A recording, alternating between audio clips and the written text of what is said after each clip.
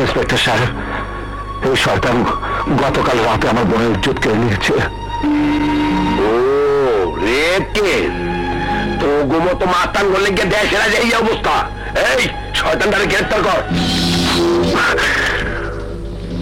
ছোলার বাচ্চা, তুই আমার চিনিস না? রিনি, ওই তো গোমতো বড় লোকের বেড়াকে ভালো করিয়া তুমি পাতাই দুধে টাক দিলে ব্যবহার ক্যালকারি করে দিবি। যেখানে মানুষের চিন্তা শেষ, সেখানে সুদের আরম্ভ। পুলিশ, তুই জানিস না আমি তোরে কি করতে পারি? আর একটা কথা কইলে থোত মার সেলাই করিয়া দেবো। মরে কেন ওই বরিশাল্য ওসি, আইতেও কাড়ি যাইতেও কাড়ি। আপনি মোর লগে থানায় চলেন।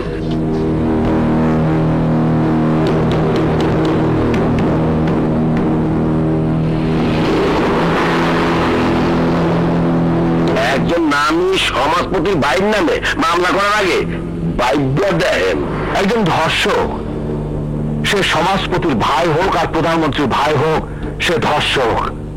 সমাজের চোখে, মানুষের চোখে সে ধর্ষক। আপনি যদি কেস না নেন তাহলে আমি সরাসরি আদালতে যাব। কোথায় কোথায় হারামজাদা নয় সোরের বাচ্চা? এটা থানা, এটা আপনার বাড়িঘর না। ওখানে মেরেই ফেলবো সাহেব। কত কষ্ট করে তিল তিল করে যে সম্মানের পাহাড় আমি করে তুলেছি, ওই বদমাসটা এক মিনিটে সব ধ্বংস করে দিয়েছে।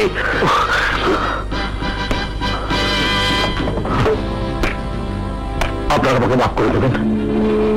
আমার ভাই হয়ে আমি ক্ষমা চাচ্ছি। দু হাত জোর করে মাপ চাইলে সবকিছু শেষ হয়ে যায় না। আপনার ভাই যে আমার বোনের জীবনটাকে শেষ করে দিয়েছে, তার কি হবে? চাঁদের কলঙ্ক মানুষ মেনে নেয়, কিন্তু একটি মেয়ের জীবনের কলঙ্ক কে মেনে নেবে বলুন? সারা জীবনের জন্য কে আর পাশে থাকবে বলুন? অপমানের গঞ্জনা নিয়ে কদিন আশা বেঁচে থাকবে? কে করবো ওকে দিয়ে? কিন্তু আমার ভাইয়ের যদি জেল ফাঁসি হয়ে যায়, তাহলে কি আপনাদের কোনো উপকার হবে? হয়তো আমার ভাই সাজা পাবে, কিন্তু আপনার বোন, তাকে কি দিয়ে সান্ত্বনা দেবেন? পাপের সাজা হবে এটাও সান্ত্বনা। একটা নারীর ইজ্জত যে পিশাচ কেড়ে নিতে পারে, তার সাজা হওয়া উচিত। দেখুন, আমার ভাই অপরাধ করেছে আমি মানি, কিন্তু আমার ভাইয়ের বয়স কম, ভুল জায়গাটা করিয়ে ফেলেছে। কিন্তু তার জন্য যে কোনো ক্ষতিপূরণ দিতে আমি রাজি আছি। এই চোখের বাচ্চা, টাকা দিয়ে আমার বোনের ইজ্জতের সদা করতে চাস? না না ভাই, না না, আমি টাকার কথা বলছি না। আপনাদের যদি আপত্তি না থাকে, আমার ভাইয়ের সাথে আপনার বোনের বিয়ে দিয়ে দেন। অসম্ভব! একটা পাপের সাথে আমার বোনের বিয়ে হতে পারে না। তা হয়তো হবে না, কিন্তু ভেবে দেখুন, এতে আপনারও সম্মান বাঁচবে, আমারও বাঁচবে। কারোর সম্মানহানির প্রশ্নই আসবে না। কি ভেবেছেন আপনি বিয়ের মূল্য ঝুলিয়ে নিজের ভাইকে ছাড়িয়ে নেবেন? অসম্ভব! এ প্রস্তাব আমার পক্ষে মেনে নেওয়া সম্ভব নয়। ওসি সাহেব, আপনি কেস রাখুন। ওই শয়তানটাকে আমি জেলের ভাত খাওয়াবো। দাঁড়ান সাহেব। আসলাম সাহেব, আমি আপনার প্রস্তাবে রাজি আছি। মা, কি বলছো তুমি? আমি ঠিকই বলছি।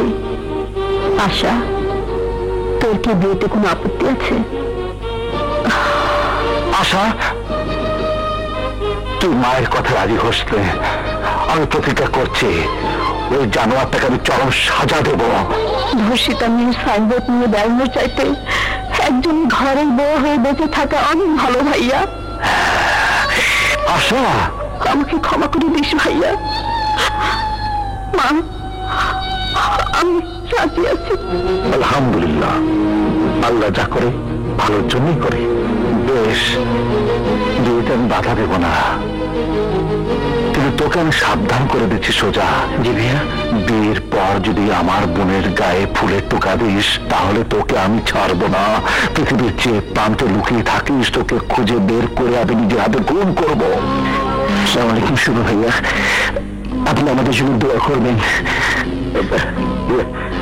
না না, সেরকম কিছু আমার ভাই করতেই পারে না।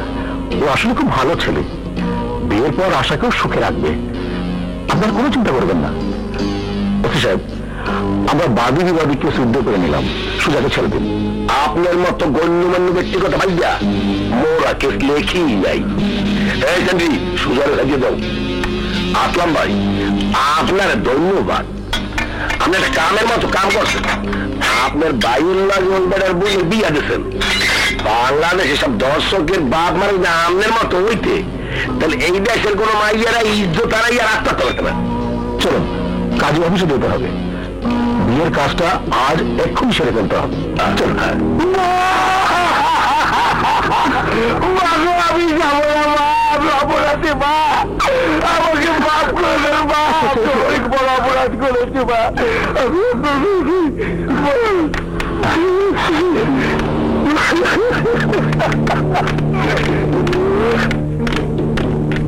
সুজা, তুই চালাকি করে আমার হাত থেকে আজ বেঁচে গেলি।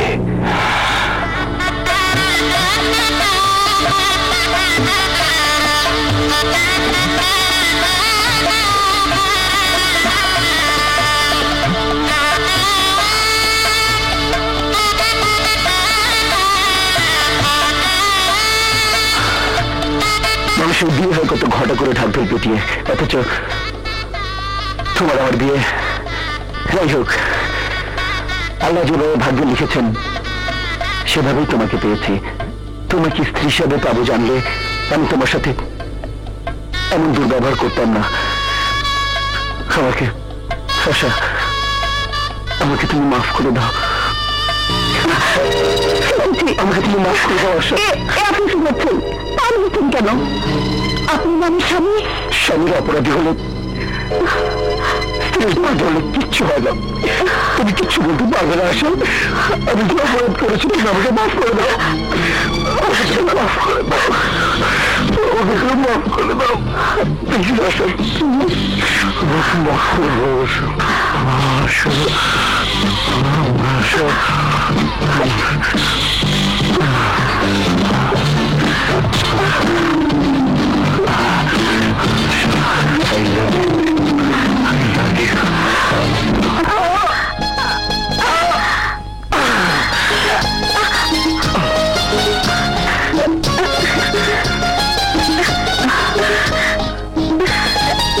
মনি, তুই কথা বলি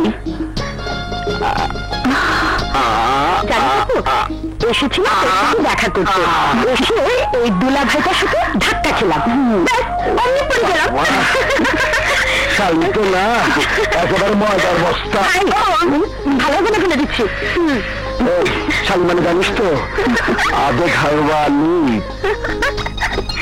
অর্ধেক। তোর সাথে দুষ্টমি করবো, তোর মার সাথে করবো। আচ্ছা ঠিক আছে, তোমার দুজন আলাপ করো, আমি কি বাইরে যাচ্ছি, গোসল করতে যাচ্ছি। Okay bye.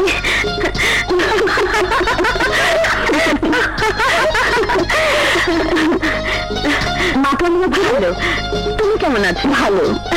ভাইয়া খুব ভালো। চল ভিতরে চল। চল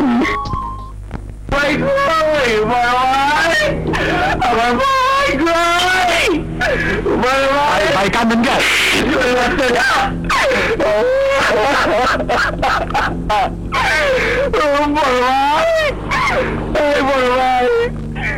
তুমি কি করলে? শেষ পর্যন্ত রাস্তার একটা ফকিরের সাথে আবার বিয়ে দিয়ে দিলে। একটা বাসি ভুলকে সাথে নিয়ে সারা জীবন ঘর করবো আমি। আরে শোন, বিয়েটা না করলে মিনিমাম 6 বছর জেল খাটতে হতো। কিন্তু বড় ভাই এখন আমার কি হবে? যেভাবে যা যা করছিলি সবই করে বেড়াবি। ওই ঘরে ফকিনি থাকলো না রাজকন্যা থাকলো তা তোর দরকার কি? আর ওই হারামজাদা শুভ যে আমাকে এইভাবে পেটালো তার কি হবে? এতগুলো লোকজনের সামনে আমাকে বেইজ্জতি করলো তার কি হবে? সেই কথা মনে হলে আমার গায়ে আগুন ধরে যায়, আগুন। আস্তে আস্তে সব কিছু শোধ নেব। ওই পরিবারের জন্য আমার ভাইয়ের হাতে হাত করা পড়েছে। আমাকে থানায় গিয়ে সবার কাছে মাপ চাইতে হয়েছে। রাস্তার একটা মেয়েকে দিয়ে তোকে বিয়ে করাতে হয়েছে। ওই পরিবারের নাম নিশানা ঢাকা শহরের মাটি থেকে মুছে ফেলব। এই না হলে তুমি আমার বড় ভাই। ফর মাই বড় ভাই।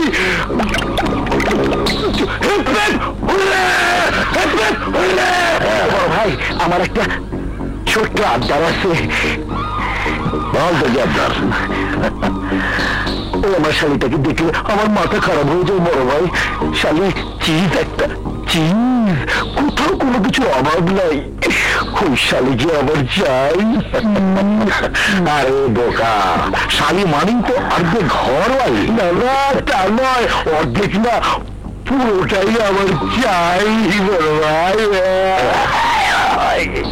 সুযোগের অপেক্ষায় থাক, ছোপ বুঝে কোপ মারবি।